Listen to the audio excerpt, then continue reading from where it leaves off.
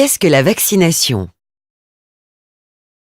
Lorsqu'un agent infectieux, virus ou bactérie pénètre dans l'organisme, celui-ci le reconnaît comme agresseur étranger et déclenche des signaux de danger qui vont mettre en action ses mécanismes de défense.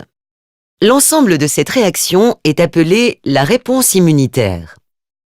Elle est parfois décrite comme une bataille entre un agresseur, l'agent infectieux, et une armée personnelle, le système immunitaire. Le système immunitaire est composé des cellules immunitaires, aussi appelées globules blancs, qui, comme une armée, sont divisées en sous-populations, pouvant s'apparenter à des régiments spéciaux dont chacun possède une expertise propre et un rôle déterminé. Par exemple, les lymphocytes B produisent des protéines appelées anticorps qui correspondent exactement à l'agent infectieux et vont neutraliser celui-ci.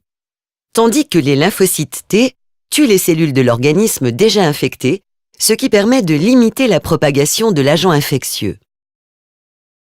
Cependant, pour qu'elle soit vraiment efficace et adaptée, la mise en place de cette réponse immunitaire et la préparation des armées nécessitent du temps, pendant lequel l'agent infectieux se multiplie et développe ses effets nocifs entraînant la maladie.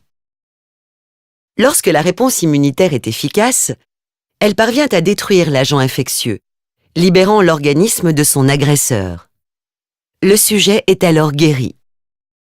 Son système immunitaire est à nouveau au repos, mais conserve la mémoire de son agresseur et les armes qui ont servi à son élimination.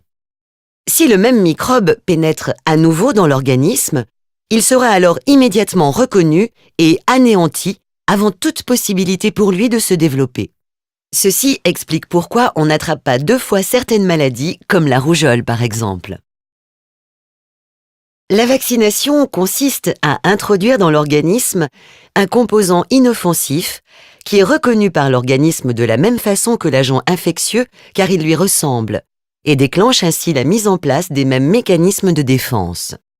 En d'autres termes, le principe de la vaccination consiste à reproduire les mécanismes de préparation des armes protégeant contre l'agent infectieux sans passer par la maladie. Historiquement, les premiers vaccins étaient constitués d'agents infectieux inactivés, comme celui contre la rage, ou atténués, comme le BCG.